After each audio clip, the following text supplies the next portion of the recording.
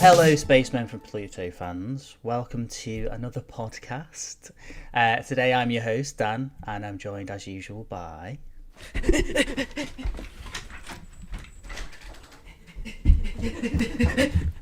Ben. James. And Christian. Alright.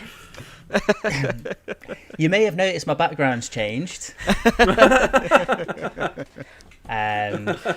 Yeah. Oh, God, I'm sweaty. That was really hard work. Guys, guess what? What? We have our first official merch. Oh my god. That's incredible. Oh my god. That's Look at sick. that. Who's The made mug. that? The mug. The mug. As if this podcast doesn't already have enough mugs. Shout out to friend of the show, Hannah, a fan of the that's show. sick. She did sort it out and show off the name, Danny. Yeah, she made us like little customised Spacemen from Pluto mugs. And can you see that? Yeah, there we Benny go. and Danny. Benny. It actually has, Nice. name on it. Very thoughtful. Cute.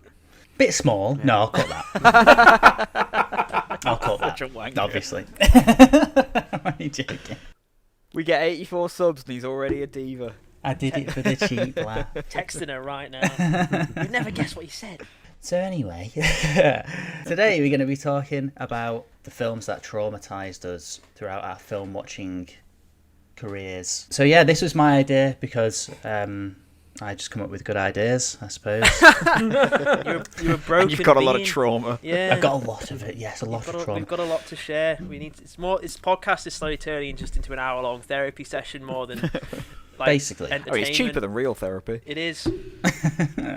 Yeah, I guess like I just find it quite interesting, really. Like what sort of films have like stayed with you guys? Maybe it was when you were a kid. Maybe it was more recently. Are there any particular scenes that stick out that kind of scared you or unsettled you or whatever, just made you feel uncomfortable in any way? As I'm the host, I guess I'll start. Ooh. How novel, eh? Mix it up a bit. Yeah. So I had one that I was going to go for, but it's a bit too niche, but I'll mention it anyway, just out of just in passing. You guys ever heard of a film called Inner Space? Oh my yes. I feel like I've heard Ben's of it. heard of it. Like it rings a bell, but I know Blu-ray, nothing mate. about it.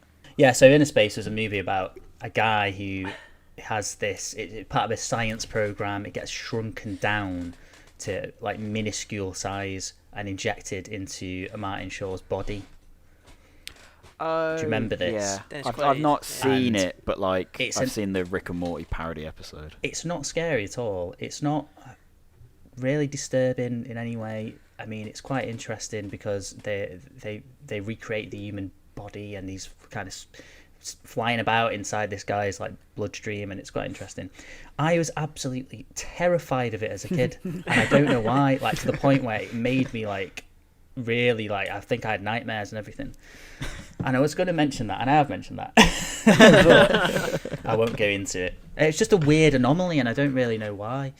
But the one that I do want to mention that's proper, the classic one that I think of all the time, that I was scared of for years, probably quite longer than I actually care to admit, was the scene at the end of Indiana Jones and the Last Crusade. This was on my list. Was it? Because that one really freaked me out as a kid when I watched this for the first time. Yeah.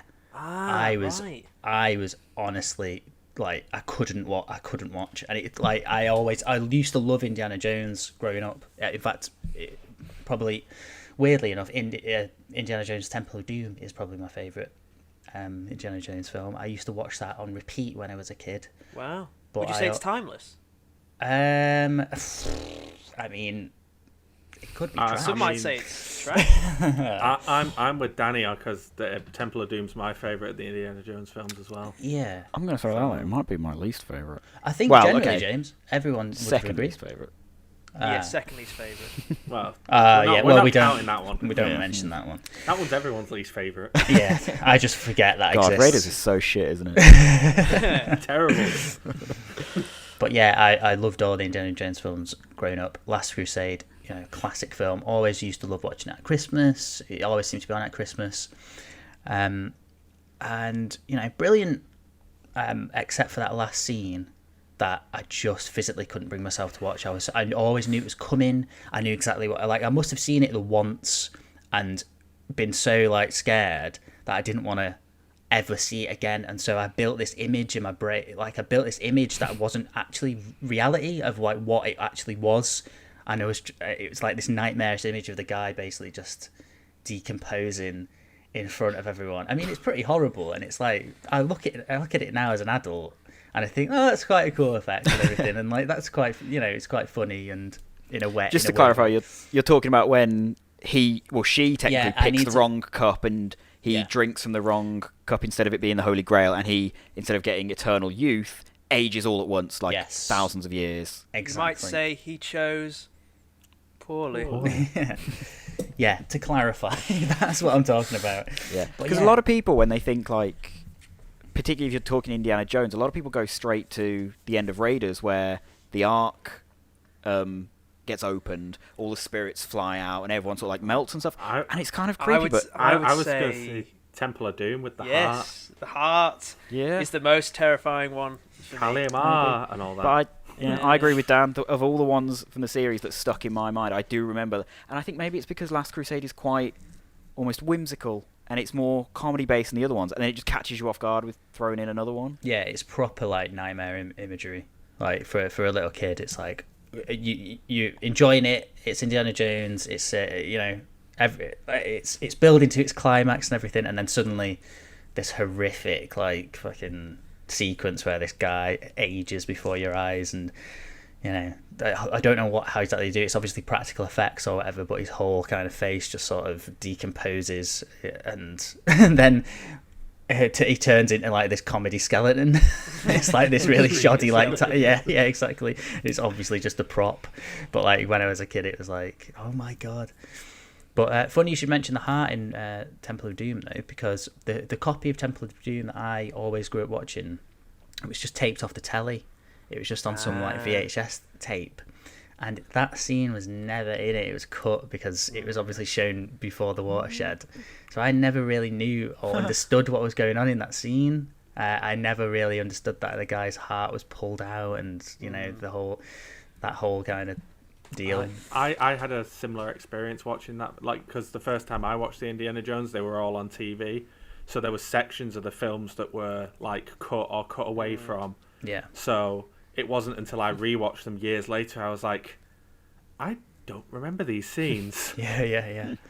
There's the bit where Mandela effect. There's a bit in Temple of Doom as well where the guy gets dragged into that roller thing, the big henchman dude. Oh, yeah, the end. Yeah, and for the version I watched, it just very, very quickly just showed a tiny little bit of blood, it was really strange, just so you knew, he's been put in there, and then he was cut, and it was oh, okay. And it wasn't quite clear what had happened. The other bit I remember being cut away from is when he pushes it in Raiders, when he pushes the guy into the blades of the plane. Yeah, that always got just you'd see him push him, and then he'd be walking away, and you're what happened? I was always scared at the end of Raiders of the Lost Ark of the ghosts that came out. Rather than them melting, I was always scared of the weird ghost that came out of the Ark. That was really creepy and spooky for me, rather than them melting, which is strange. I think the Temple of Doom one got me the most because the Raiders and Last Crusade one is kind of fantastical. The elements that got them there aren't real, but a guy just ripping out a bloke's heart, in my child sense, that he could do that to me. I don't know how the human body works. He can just I think because of that build up as well, the whole ceremony freaked me out. It's a lot more atmospheric, the whole ceremony, the chanting and the cults and all that. He couldn't do it to you because they fed him to crocodiles. It's all fine. Yeah, it's okay, Ben. You're safe, and you don't have a heart, so it's fine. Just goes and tries to blow at his heart. It's just fucking nothing. There's no point me trying to come back with anything. It's just a black. It's just a black stone. It's like, oh God, what happened to you, man? Ben's just to get up and leave. Oh, don't come back in here. It's going to Danny's room. You'll just see me on the corner of his bed, just like feet up, just staring, just like sad and depressed. So, that was my pick. Who would like to go next? How about you, Ben? Let's see what you think. The one that like big one for me when I was a child, when I was a little boy. I don't know if I had like a sheltered childhood. I'd maybe call it just like a normal one. I wasn't like exposed to the horrors of older films or maybe the world. I was at a friend's sleepover when I was about 7 or 8, and his other friend was there who was younger than us, and this was about 2003, 2004, and then we decided to watch Shaun of the Dead. Classic. And I was enjoying it, but it was like the first time I'd really seen like zombies, like kind of done pseudo seriously. They are freaky in it. Yeah. And the bit when the whole section in the pub really got to me, especially the bit when Dylan Moran's character David just gets torn to absolute. That's a big one. It was the innards that did it for me, and it was actually a vague memory. It was like I think I demanded that we stopped. I think. Oh really? Yeah. I think I did it. Did his mum come in? The lad we stayed over, his mum might have even come in the room and like stopped it. I think as well, maybe because the little kid, the younger kid who put it on, he brought Blade with him, and I was like, I think you're 6, and you're like wanting to watch Blade and like Shaun the Dead, and like you're obviously a troubled something child. wrong with you. There's clearly something wrong here. And so watching Shaun the Dead and the zombies actually gave me some nightmares. Those zombies tearing out the flesh and the innards of this bloke was actually just horrifying. I don't know if it's just a coincidence. It's both you and me and a couple of people I know, but I feel like Shaun of the Dead is like, particularly for maybe our generation, it's one of our first sort of introductions to more gory films, because you watch it when you're maybe younger than you should do, because it's Simon Pegg, it's a comedy, like it can't be that bad. And then, like you said, once it gets to the pub, it kind of flip like not as a 180, but it suddenly ramps up, particularly once David gets ripped out the window, and it does just kind of come out of nowhere. It's like the bit with his mom, and she's dying, and like it's I think it's probably still Simon Pegg's best performance. Like, don't point that gun at my mom. It's like so real. It's just like really quite serious and quite horrific. Great scene. It's not a little great film. Little Ben could not handle it. I didn't like it. Is that the first kind of zombie film you'd watched, did you say, or was it your introduction to zombie films? Because you're quite into the Evil Dead films, and I think it must have been like if it wasn't on Doctor Who or Kids TV or Scooby Doo, that maybe they're pseudo zombies. That's probably was my first real a zombie film I aware of, I think. Another little one. It's debatable in my family what my actions were at the time, what my motivation was. But when we watched the first Harry Potter in 2001, I must have been like 4, and during the third act, whatever point that is, maybe the giant dog or something to do with Voldemort at the back of his head, I asked to leave. And apparently it was to go to the toilet, but it might be because I might have been a little bit scared. It might have been a bit too much. I'd put my money on it being the Forbidden Forest scene when like Voldemort's that like cloaked thing that's like sucking the blood from the vampire, and he pulls his head and like flies towards him. I remember that creeping me out a bit as a kid. The bit my dad taught, I run it by him. He said it was definitely at the end, near the end of the film. Okay. In like the final bits, I was like, I wanted to go. So that was another one for me. That'll be mine for now. Very good, very good. I'll jump in now because Ben has actually touched upon slightly on mine. So mine is more of like the film itself was fine.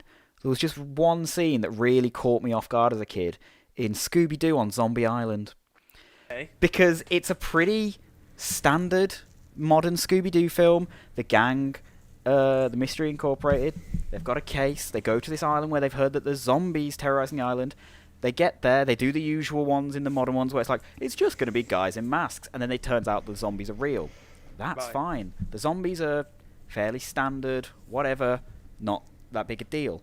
The scene that really caught me off guard and kind of traumatized me as a kid was in like the third act.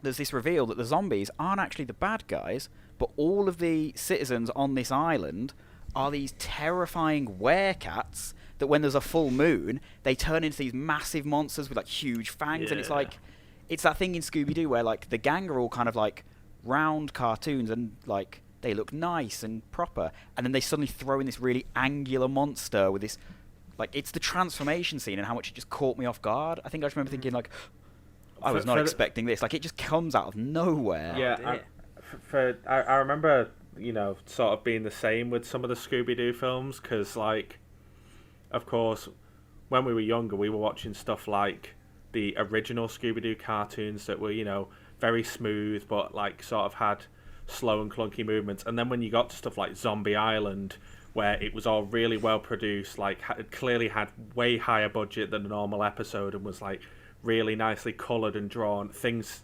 that the monsters just started to look a lot more sort of Like, they feel more visceral. aggressive. Yeah. Yeah. Oh, I right. think it is just like similar to what I was saying with the Last Crusade one, where because it's such a comedy, light-hearted thing, and then just throws it at you. It's more that it caught me off guard than anything. And I think I watched.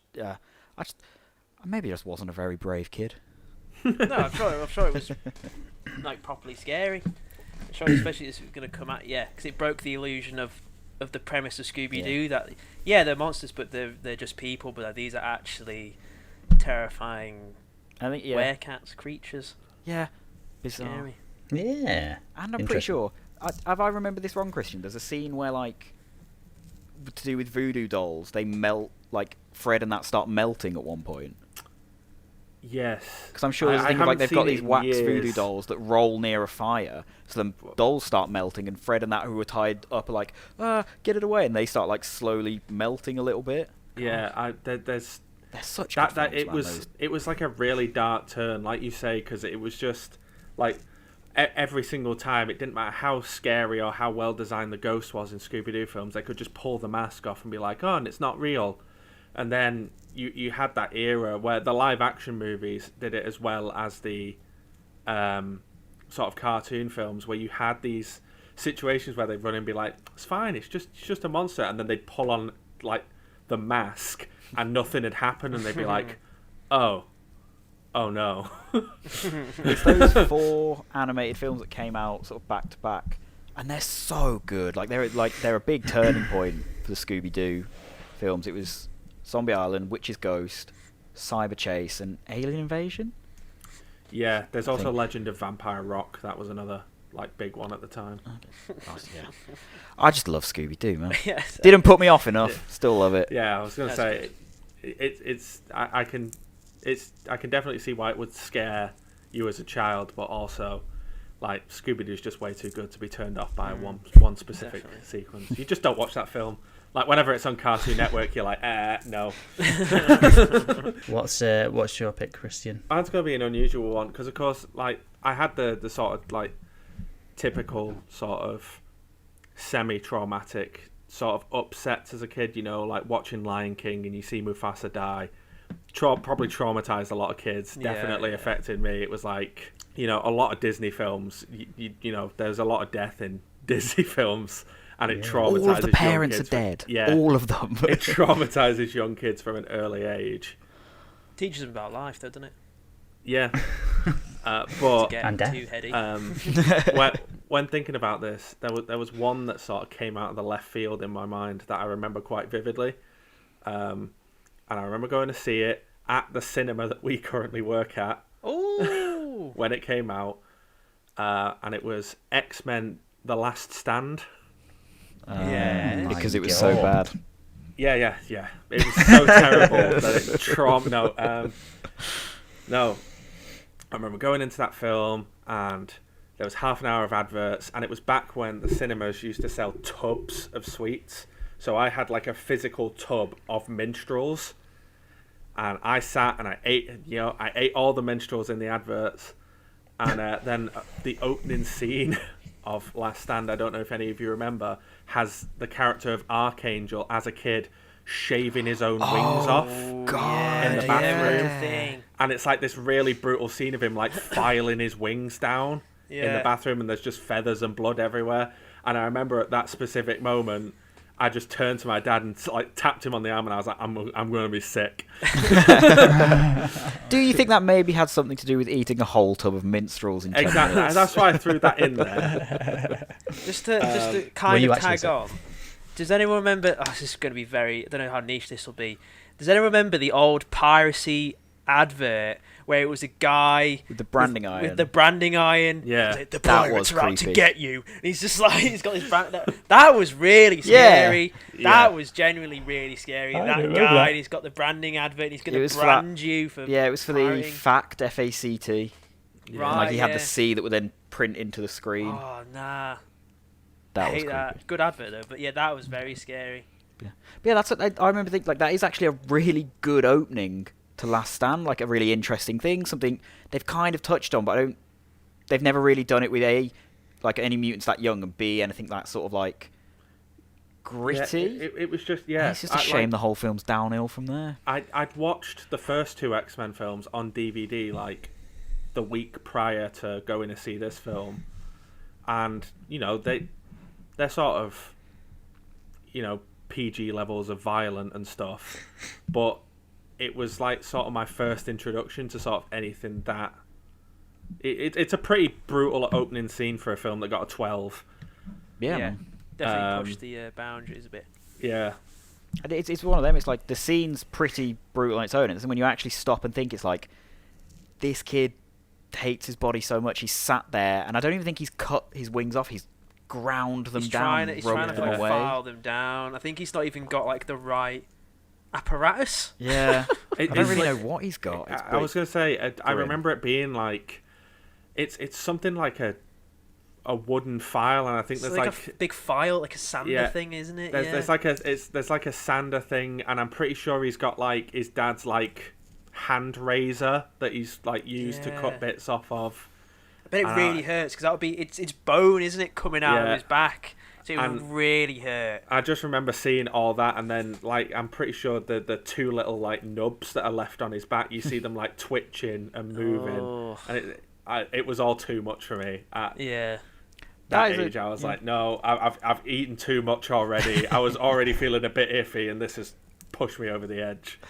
That is no, that's a really good answer. I do have to ask though, Christian. So then, why is your background the TARDIS? That's a great question. The reason for that is because I had a secondary answer where I'd written this answer down, and then I wanted to ask you guys if bringing up a TV show was okay. I got the okay.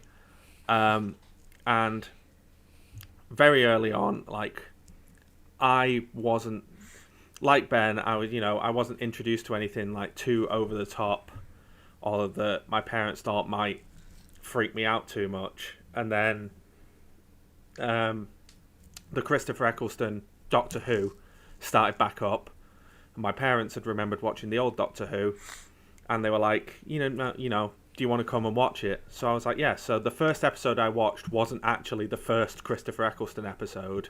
They'd watched that as like a gauge of whether it would be too scary for me. And they were like, no, it seems fine. The Autons. Yeah. However, after the second episode that I watched, they always do that teaser at the end. And they did the teaser for the next episode, which was called The Unquiet Dead. Is it the ghosts? It's the Victorian ghosts. Mate, nah, I didn't. I was scared for that one as well. The Gelf. Oh yeah. I remember that terrifying me. Yeah. Yeah. Oh, I'm having flashbacks, man. Oh, because when that is, you're right about that one. Because when I saw the TARDIS, I immediately went Tennant era. Because I remember thinking, Girl in the Fireplace, those clockwork, the clockwork French robots. Renaissance robots, they freaked me out as a kid. Yeah. And the werewolf. God, Doctor Who was really It's it had its moments for a kids show. It's meant to be a scary show. There was especially in the original run, the whole idea that you're meant to watch it behind your sofa or behind the cushion. That was like it's meant to be scary. Meant to be. I was going to say, it's a shame what's happened to It's it. not scary. It's meant to be scary in terms of like when you watch it, not in terms of like, oh, it's so terrible. It's like, The show is Yeah, supposed to be God. scary, not the writing. yeah. God, yeah, the episode. No, the I ghosts, just yeah, I just man. remember the teaser for that episode freaked me out, and then that episode as a whole, like it was just like the sort of like Victorian woman's like painted blue face and her like dulled out eyes just freaked me out.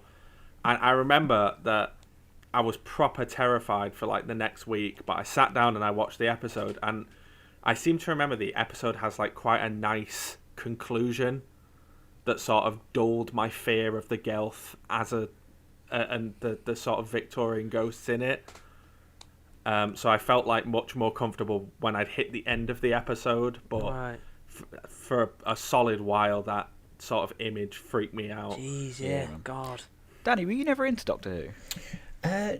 Not really. No, it never really That surprises ever me. appealed Because to me. like, not to reveal your age, Danny, didn't you kind of grew up in the years it wasn't on TV? Yeah, I remember when it came back. Christopher Eccleston was in it, and it was. I remember watching that. I don't remember how old I was exactly. What year was it? 2005. Like mid 2000s, wasn't it? Yeah, and it just didn't like. I thought, oh, this is kind of interesting, and yeah, but it's not really my cup of tea. And then David Tennant replaced Christopher Eccleston, and I think I tuned in for a few episodes, but people are probably going to disagree with me. But I just always thought it looked a little bit cheap. It had that kind of cheap, kind of like low budget feel, but it took itself very seriously, and there was something that there was just a bit of a turn off for me. But you know, I'm obviously just missing something, because obviously a lot of people really enjoy it, but it's just not my thing. I think it is what age did you first get into it at? Yeah. And if it caught you young enough, then you'll stick through it when you're maybe a bit older. But I don't think it's going to grab you if you've passed that. All the people I know that enjoy Doctor Who are people who were sort of our age and maybe a couple years older when it came back in the Christopher Eccleston era, or the adults that remember it being on the first run. Yeah, so Danny's in like that nether realm of the lost era of Who, and kind of just passed you by. There's some worth the watch. Yeah. Yeah, I'm If sure. it's worth you being an adult actually watching it from the beginning. I don't actually have it written down, but I also not long before we had this podcast start, I wanted to bring up a second episode in the same series because Gelth freaked me out. Can I guess which one it is? Yeah, go for it. Is it the Reapers? No, the Reapers were pretty terrifying, but no. Just that angular bird thing. It was The Empty Child. Oh my god, how did I not say that? Of course it's The Empty Child. Explain for us, which one's that one? What's going on with that one? The gas mask kid. The gas mask kid. Oh, yeah. Oh, that was so creepy. All Are You My is, Mummy? Are You My Mummy? Yeah. And it's a kid with a gas mask fused to his face. Yeah, they were kind of... To be fair, they're kind of zombie-ish, aren't they, Yeah, to be fair? big time. Yeah. Yeah. I was thinking as well, I remember, because you asked Danny, I had been exposed to zombies sooner in the Simpsons Halloween special when they rise up, and they go to get Homer, and they go, brains, and they tap his skull, and then they go, brains. So, yeah, When The zombies. Simpsons was funny. To take a giant left veering turn, watching documentaries like Blackfish and The Cove is really traumatizing, even as adults. That's very real, Ben. Watching the treatment of these poor animals is really upsetting and traumatizing. But you must watch because people need to know. Yeah, documentaries is a whole other conversation, because there's been quite a few documentaries that I wouldn't say traumatized me, but they've definitely kind of stayed with me. And yeah, like some of the subject matter has been kind of extra messed up because it's real life. It's actually like stuff that's happened. So yeah, that's a whole other conversation. Because especially with Blackfish, in Free Willy 2. Go on. When Keep going. when I vaguely remember it now. Like Willy the whale, it gets covered in like oil. Like there's oil spillages and there's fire everywhere. And I was very, very upset that Willie might die, like then Jesse might drown with oil in his lungs, and the water was on fire, and no one was helping, and Michael Madsen's there for some reason, and then he's like from Reservoir Dogs, and I was like, that was a lot, as I couldn't quite handle it. So when you watch Blackfish, this was all brought back? Is this how Blackfish ties into this? Yeah. Like, Free Willy. Also, just so I can get Free Willy in the thumbnail now. So whack that in now. One film that, like, I feel like when I first watched it as a kid, it washed over me a bit because I didn't really get it. I just enjoyed the bright colours and the funny characters. But more when you rewatch it a bit older, you realise the first Willy Wonka in the Chocolate Factory film is creepy as fuck. Yeah, like that man should not be allowed anywhere near children. It's like particularly that tunnel scene. The tunnel, like when I was looking up sort of like traumatizing moments, the tunnel scene was like one that was mentioned a lot. And like I said, I said to you through the messages, I didn't particularly find it that traumatizing as a kid. Like I then went after I'd said that and watched it back on YouTube and was like, man, this is like it, like, because that film can get sort of back and forth in places. I mean, I remember that like one of the things that like badly, like that used to sort of freak me out a little bit as a kid was when anyone sort of yelled out of left field, and the entire scene where he jumps up and chastises Charlie and his granddad for like drinking the soda is horrific. Yeah, man. What's he saying to him now? You get nothing. Yeah, nothing. that's it. Not a zip. Not a dime. Good day, sir. That's it. You get nothing. Yeah, and I've read that like the script called for him to say that calmly, and that all the actors thought that he was going to say that calmly, and Gene Wilder improvised like yelling and getting all in his face, and it actually proper traumatized the actors. Did you put your name in the Goblet of Fire? I was just about to do that. I thought, don't do that. That'll be weird. Hey, as soon as Christian said he said it calmly. It's Harry Potter. The Willy Wonka film. It's I mean, what happens to like some of the kids is just straight up messed up. Like the fact you never find out their fate. You know, they get like sucked into pipes and never seen again, and you know the parents have to kind of stand and just watch. And the new one, Charlie and the Chocolate Factory, has that sort of shot of where all the kids are walking out of the factory, and it's like, oh, Augustus is covered in chocolate, Violet's all flimsy because she's been dejuiced, and they've got all their like things that they're now dealing with. The first one doesn't have that. Those kids are dead. As far as we're concerned, and no matter what anyone tells me, those kids are dead. Yeah, man. Like Roald Dahl was all about that, wasn't he? I don't know how much Roald Dahl you guys have read, but a lot. I mean, I think every kid has read a decent amount of Roald Dahl, and it's just full of dark like stuff, like quite creepy kind of situations, and like BFG film is freaky as. Yeah, it is. Those other giants were pretty scary. Yeah. I was going to say, if we're going to carry on mentioning Roald Dahl as well, the witches, like the transformation sequence in that, where you see him with the full prosthetics on, is not seen it. Oh man, it's pretty terrifying.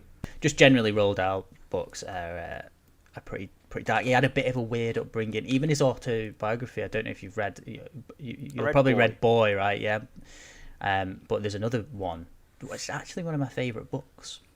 Like it's only very, very short, but it's an autobiography of his older years. It's set after Boy, and he's an adult. It's called Going Solo, and it's about his years as like a fighter pilot in the Middle East, and it's dead interesting on that level. But there's some like he's been through some weird stuff. Like he's seeing some. I don't want to spoil it, but there's a few chapters in the book. Perhaps they were, perhaps he was exaggerating, but there's some mad situations that he gets into. Are you talking about the crash? The Crash? Is that not? Am I thinking of the wrong author here? He does crash his plane, in the desert. He does crash his plane in the desert. There is. I crashed. You know what? I cheered. I crashed. No, I thought that I was saying it weird because I thought that might have been the spoiler that you were. Like, You know trying what? to Sod avoid it. We're a film podcast, not a book podcast. You don't need to do a spoiler alert for Roald Dahl. Roald Dahl's For going Roald solo. Dahl's life. Spoiler. Spoiler alert. Spoiler alert, he died. Yeah, well, he did eventually. Well, he did, but yeah. he had a very interesting life. There's one scene in Going Solo where he has like basically a servant. He lives in Africa at this point, and he basically lives in a house with a servant who's descended from a tribe of like Maasai warriors or something along those lines. And World War II has just broken out, and Roald Dahl explains to his servant that Germans are the enemy, and we're at war with them. And this servant guy is so loyal to Roald Dahl that the guy apparently runs out of Roald Dahl's house in the dead of night, not before stealing like some ornamental sword from Roald Dahl's mantelpiece, and goes to the nearest. He knows of a German who lives in the area, who's just some tradesman. He's just a successful. He's not involved in the war or anything like that. He's just a guy that happened to live in Africa as well. The tribesman breaks into this guy's house and chops his head off. Oh my It's God. like, and then comes back to Roald Dahl with blood all on the sword, saying, "I did it." And Roald Dahl's like, "No, we have to cover this up." He's basically essentially covering up a murder, and he basically covered it up until he wrote it down. But yeah, that book's full of weird stuff like that. Like, this guy's got some mad stuff in his. Roald Dahl was one of them. Roald Dahl was one of them that like worked for the like British Secret Service and would like apparently so, yeah. sleep with important people's wives to get information, wouldn't he? Yeah, well, I mean, Pretty I've much. heard. This guy not a heard that. TV series. Honestly, like, He's got did lead- a weird life. He did lead a really, really interesting life because he was actually a fighter ace in World War II. He got a lot of confirmed, kills and everything. And the way that he writes the dogfights is so interesting. I've reread that kind of section numerous times over the years. But anyway, Roald Dahl podcast over now. God. It's like that classic clip from the behind the scenes from I think it's Return of the King. James is going to talk about Lord of the Rings. Oh my I God. know. I know. Where the behind the scenes clip of where Peter Jackson was trying to tell Christopher Lee what noise to make when he gets stabbed in the back. He's like, "Oh," and then you scream out, and Christopher Lee goes, "No, I'm going to make this noise." And he's like, "Oh," he's like, "Well, when a man gets stabbed in the back, this is the noise he makes." And they were like, "Oh, Christopher Lee is I know the actually sound seeing a this." man makes when he's stabbed in the back. And they all just kind of went, "We're not going to argue with you, Christopher. Jackson's You do what you want, mate." Peter Jackson sat there and he's like, "So yeah, we just let him do it because Yeah. yeah, You don't wanna fuck no with one's that gonna guy." argue with him." He didn't do what I say, so I cut him out the film. Hey, in a bit. He put him back in, obviously, for the extended, but yeah. Peter Jackson doesn't talk like that. Watership Down's Traumatized, isn't it? Oh my God! Yeah. Where did that come from? Where did your brain go there? The logic. I've actually never seen it. Saruman fell down. Watership Down. Oh. Yeah, I've actually never seen Watership Down. He's alright. I've seen the scenes, but I've never seen the actual film. Yeah, that's actually brought me back. should Like, probably I've stop had eating down the a mic. really weird kind of memory. I think the song "Bright Eyes," like that's associated with Watership Down. I'm not going to sing it. I don't know the song. By she's called Bonnie. Tyler. Turn around. Bright Yeah. Eyes. Is that song? Yeah, Oh, that one. Total Eclipse of the Heart. Total Eclipse, yeah. Yeah. Not Bright Eyes. Fucking hell, idiot. Bright Eyes. Moron. Don't know that song, Bright Eyes. What an idiot. The song Total Eclipse of the Heart, like, if I hear that, I always get, like, a weird, like, like smells. Certain smells take you back to a memory. Well, obviously music's the same. I always get a weird, uncomfortable feeling because it's the song of Watership Down, and it really, really creeps me out, that film, as a Maybe child. it's timeless. Oh, for God's sake. Maybe Daddy, it's what did you expect when we did a whole podcast about films from our childhood? True. I am honestly super surprised that Ben didn't turn around and be like, "You know what film traumatized me as a kid? Krull." Yes. Crawl's not traumatizing. It's a cinematic masterpiece. Your hand's not on it. I'm late. He's I'm like framing it. framing it. I'm framing Okay. it. Glorious Crawl.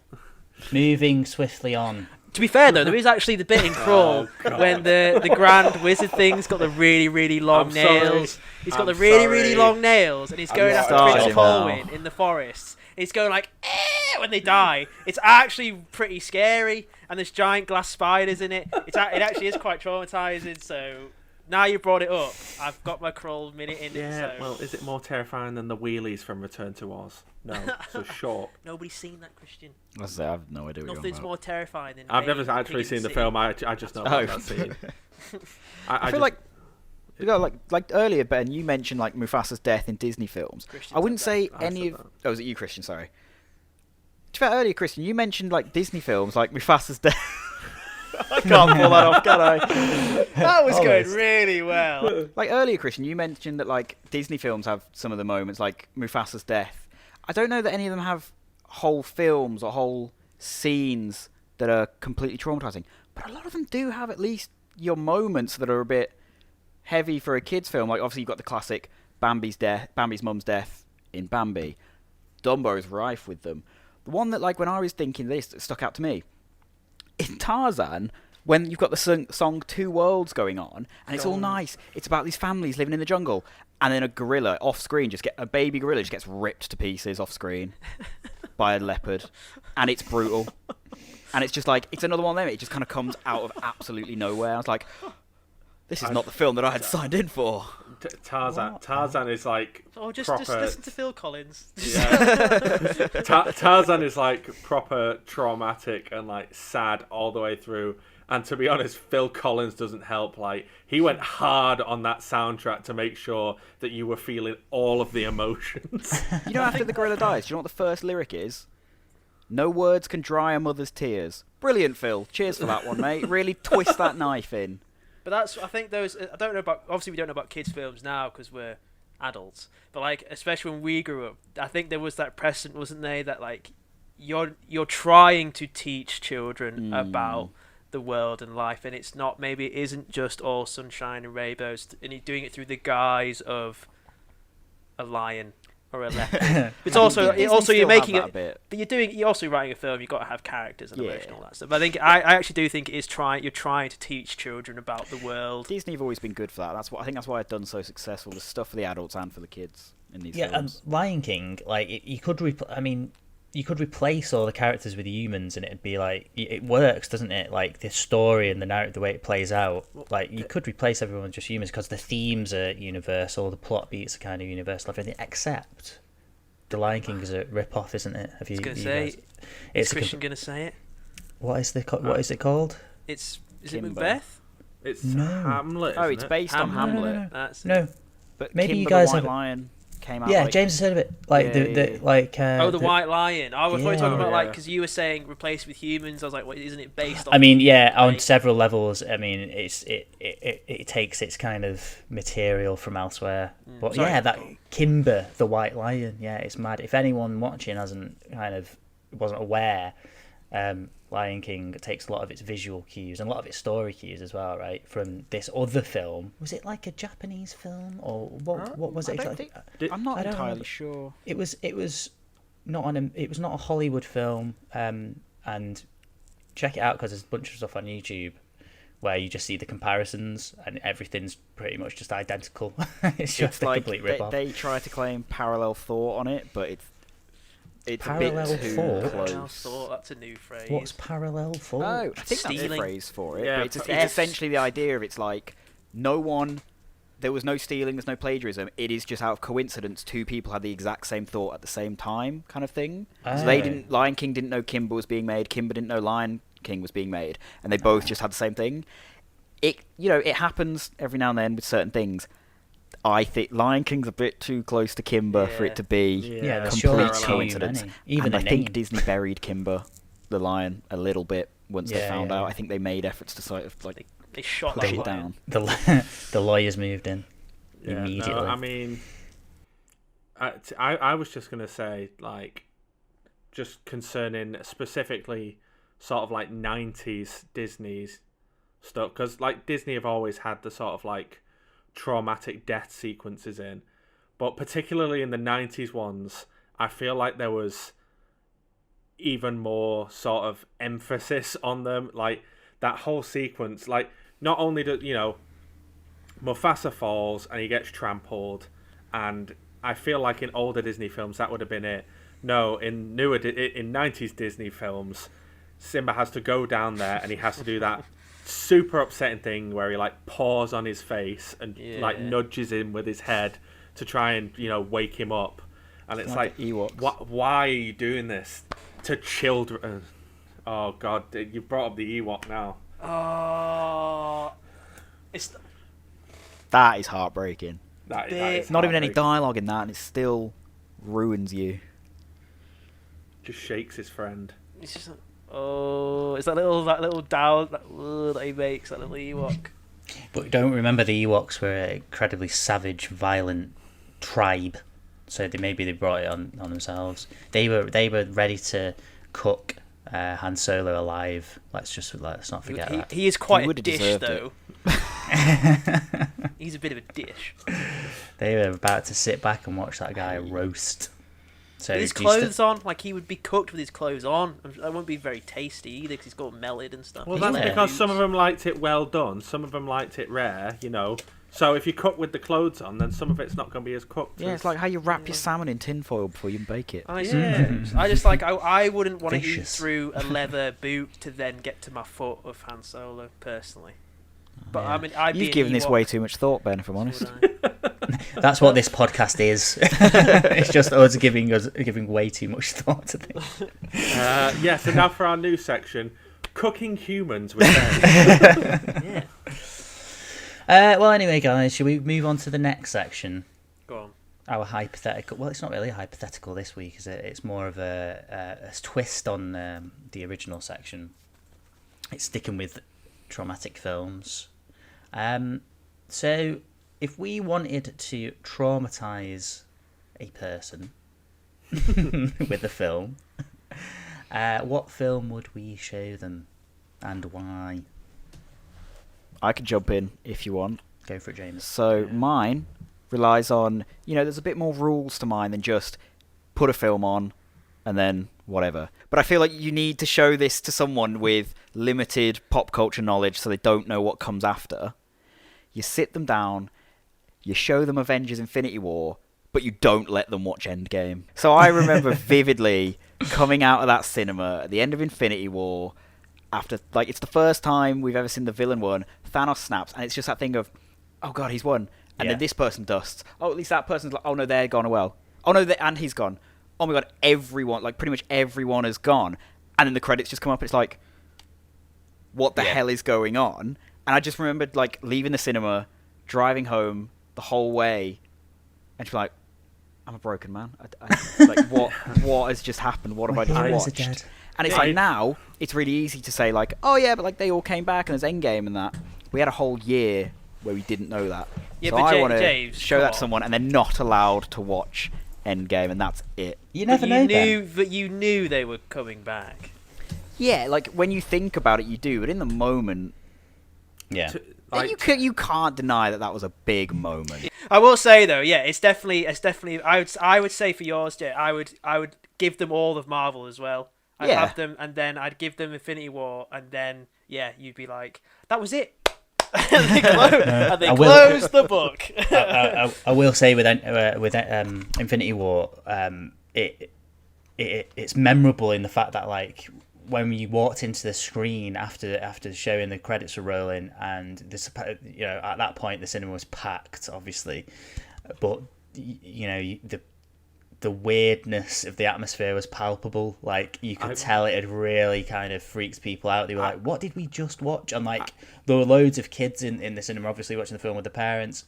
They're literally, to them, it is like they've all just died, and that's how the film ended. That's why I put the stipulation of you've got to get someone who's maybe a bit younger and doesn't have that thought process that we had of, oh, but they will come back. Like, if you do get a child, it would I was just about to say, like, I went to a midnight showing, and I was like all hyped up, and the foyer was filled with people in like costume, and everyone was dead excited, and it was like, oh yeah, we're gonna go see Avengers Infinity War. And I've been to a few midnight showings before that, and usually, because people who go to midnight showings are excited and also incredibly sad. The film would finish, everyone would clap, and some people would stand up and clap. Yeah. Jesus like Christ. you're in a theatre and the film could hear you. That happened Not allowed. at Embarrassing. It can't. Infinity War happened, the ending happened, the credits rolled, and everyone in the cinema just sort of sat there in silence for a few seconds, and then all, as quietly as they could, stood up and just filed out. And Yeah. I was at a big cinema where they were showing it at midnight on like 18 screens.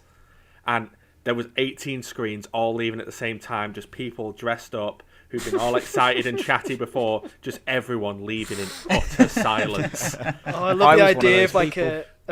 somebody dressed up as Spider-Man just shuffling out of it. I was going to say, Christian. just people dragging, like people dressed as Thor dragging Mjolnir on the ground, like, oh. Where did you see it, Christian? I saw it at the Printworks. I was going to say, 'cause I saw it at our cinema, but I didn't work there at the time. I also No, saw it at our cinema. I didn't with it at the time. Did you go midnight? No, I'm not Oh, that okay. sad. You are. No, I went. are, Ben. I went. Let's not put up any false illusions here. I went with other people that go to bed before midnight. Ooh. So normal people times a construct. It doesn't matter what Yeah. I enjoyed that in the moment. I was kind of reveling in people's despair at that point in the first time, because when you were cutting to see who's going to get the chop next, and then if a character that meant to somebody, they kind of gasped out in terror, I kind of went, yes. I do remember talking to someone who went to the same cinema as I did, but was in a different screen than I was, and I remember apparently it was like deathly silent as people were getting dusted, and you've got that moment where Black Panther goes to help Okoye up, and as he dusts, apparently all they heard from behind them was someone go, "No!" Just break that silence. Yeah. It was a great cinema blockbuster moment, and very memorable, and a proper water cooler moment. That everyone kind of shared. I appreciated that level, and very clever of Marvel to basically leave it on a cliffhanger for what was it 6 months? It was a year. It was a year. Was it a full year? Full year. So that's I respect the risk they took there for sure. Yeah, that you it was didn't a full- know for sure. It was a full year that they had Ant-Man and the Wasp sandwich between. That's the one, yeah. And Captain Marvel. That's it. Captain yeah, Marvel. Yeah, that was like the month before. It's just Yeah, poor yeah, timing yeah, that, because no one.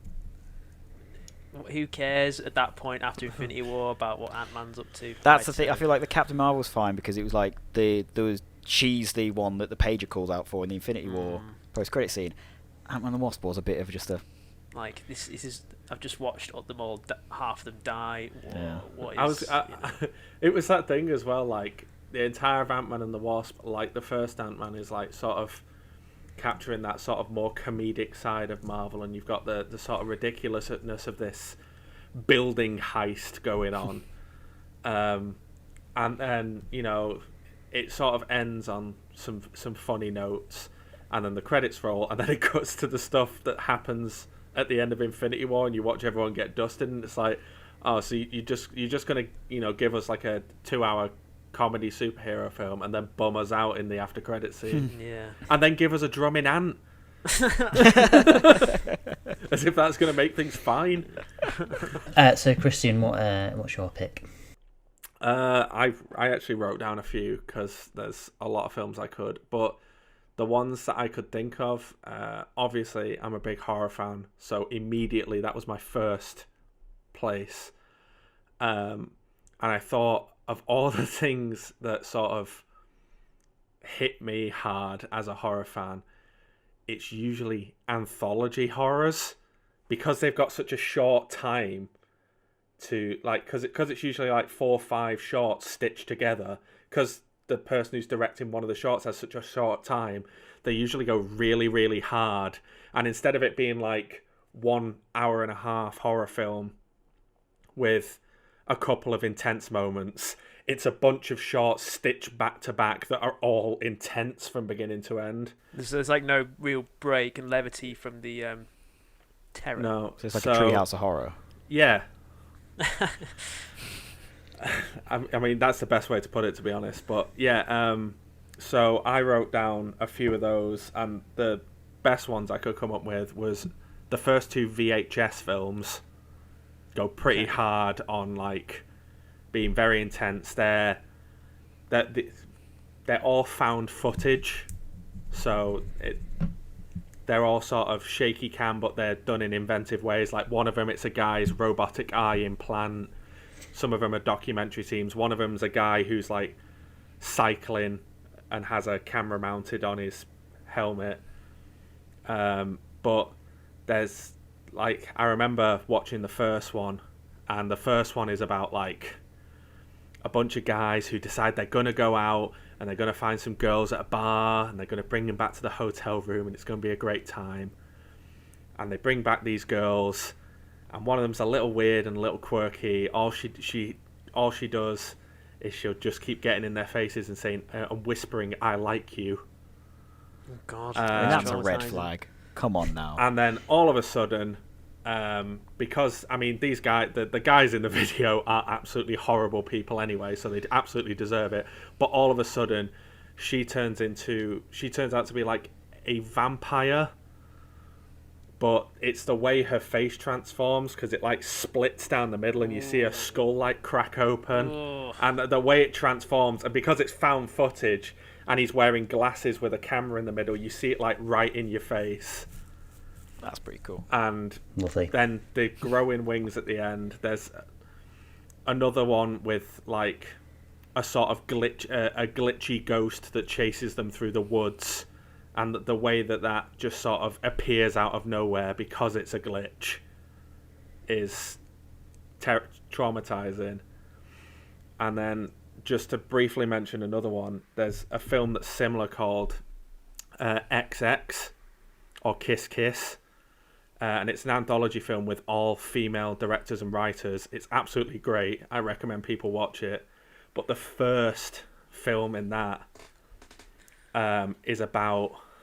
It has like it starts with like a woman and a kid on a subway in, I think it's New York, and they're sat there all happily, and there's a guy sat next to the kid with a box on his knee, and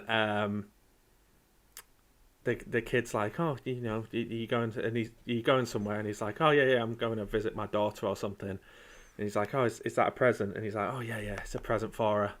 He's like, "Oh, what is it?" And he was like, "Do you want to see?" And he goes, "Yeah." So he opens the box slightly and the kid looks in, and then he's absolutely traumatized by whatever's in this box. Yeah. And proceeds to like stop eating, stop sleeping. And his dad tries talking to him, and he whispers into his dad's ear what's in the box, and then his dad stops sleeping and stops eating. And it's just a really uncomfortable short film, and playing on your interpretation of what could be of what could be in the box, fears. Because it never, spoiler, it never tells you what's in the box. Cool. It's quite clearly the director's cut of Phantom Menace in the box. Maybe the Rise of Skywalker as well. With there as well. With the Rise of Skywalker thrown in for good measure. But yeah, no, anthology horrors, but specifically those three, like, because they just go hard from beginning to end. They're very traumatic films. Yeah. I feel like we could, at this point, we're getting to the point where we could rebrand this podcast and just call it All Comes Back to Star Wars. Because it gets a mention, particularly Rise of Skywalker and Phantom Menace get a mention in every episode. Yes. It is going to put Danny in an early grave. I brought it up. It's not good for your blood pressure. My plan is working. Oh no. I'll go next because mine are kind of depressing, really. My pick, mine are a little bit. Like okay, well that's good then, because I've got two quick ones. One's hard and one ends as a bit lighter note, kind of. That's good. Let's end on a lighter note because mine aren't very light. Mine are genuinely traumatic, I think. Not that anyone else's weren't, But there's a film. Just say it right. You didn't enjoy Avengers: Infinity War as a pick. I thought it was a good pick. In retrospect.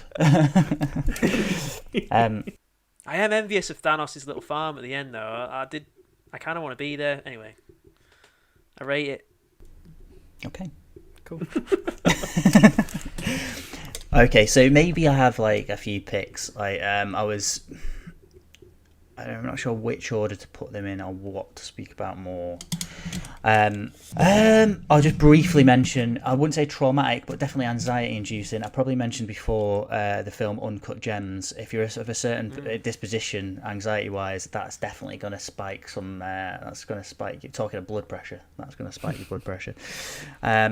Also, another one that occurred to me that really, I must have been in a really shitty mood when I watched this film because I hated it, and I know that it's quite well regarded. You guys seen The Lobster? You've watched The Lobster? What? Go on. Yeah. Oh yes, I have seen this film. Yeah, I've seen Bizarre.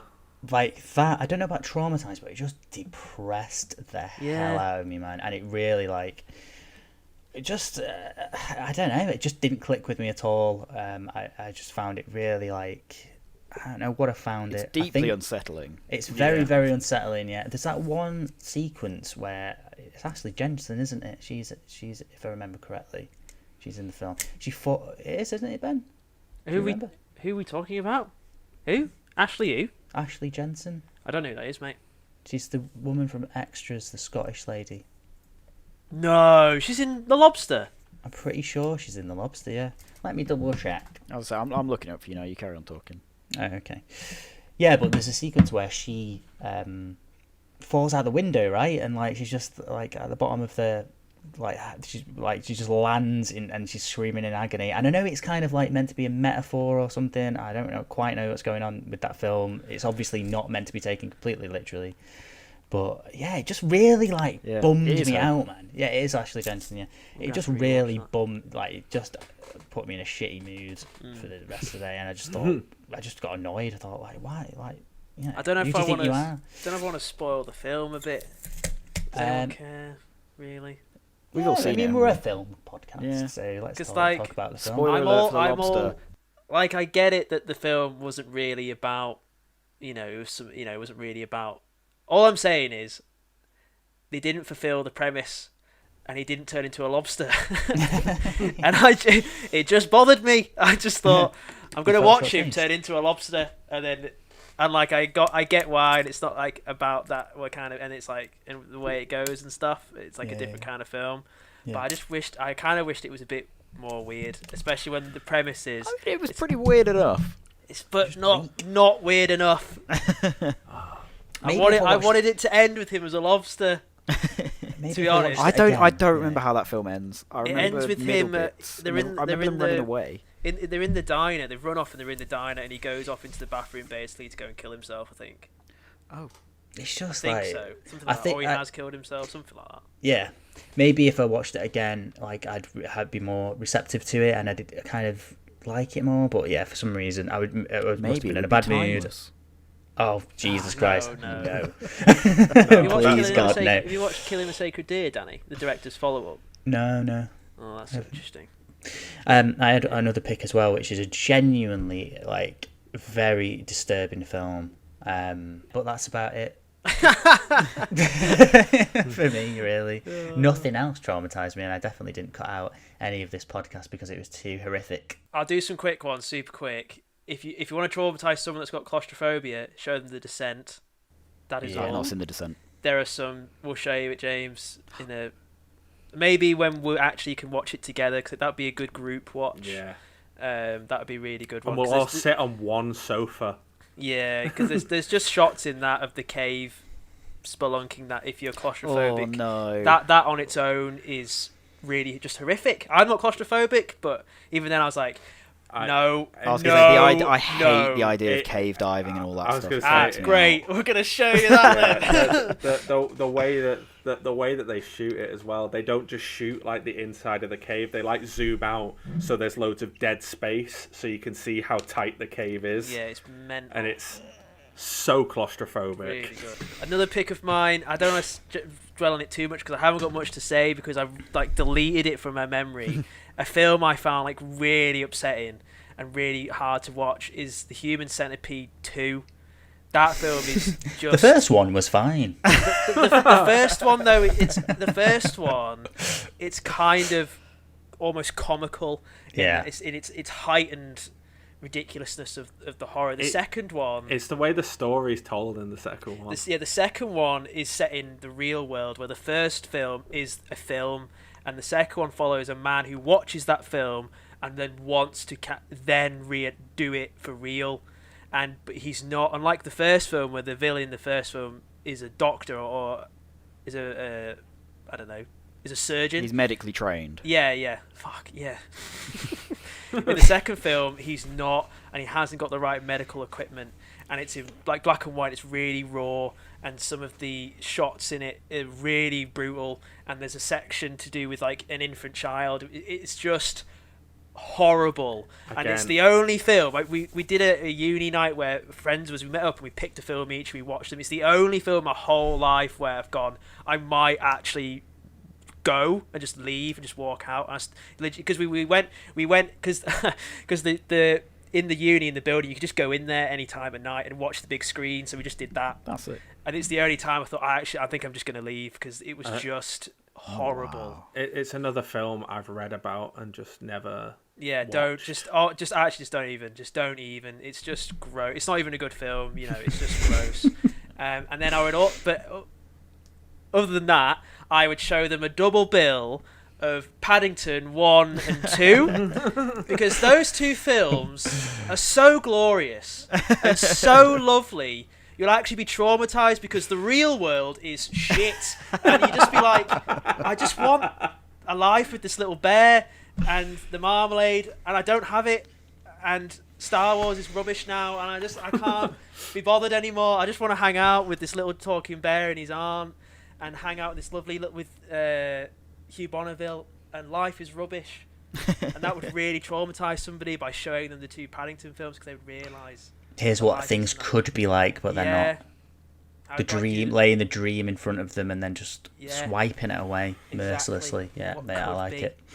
I would destroy them by showing them those two lovely films. So you've gone really psychological there, very deep within the human psyche, and you've gone all in. You've really tried to destroy them there. Should we wrap up, guys? On that lovely note, yes, let's call it a day. Should we end the podcast? Yes, okay. This has been a traumatic experience. Yeah, it's been really nice. Lovely talking to you guys, as usual, So, yeah, that's it. That's your lot for this week. Hopefully you've enjoyed it, even though it's been a little bit traumatic, as we've mentioned. Please do like and subscribe to the video, to the channel. Like the video, subscribe to the channel, obviously. That's what I meant. What films traumatised you? What scenes in films, television traumatised you? Let us join know. in on this group therapy session, we're all part of this. Share. Join the conversation, as they say in the media. Is there any films that you'd show people if you were deliberately trying to traumatise them? Do let us know. Or any films that you would tell people to avoid? Like, I would tell people to avoid some of these films. Yeah. If you were trying not to traumatise them. Yeah. Where's the fun in that?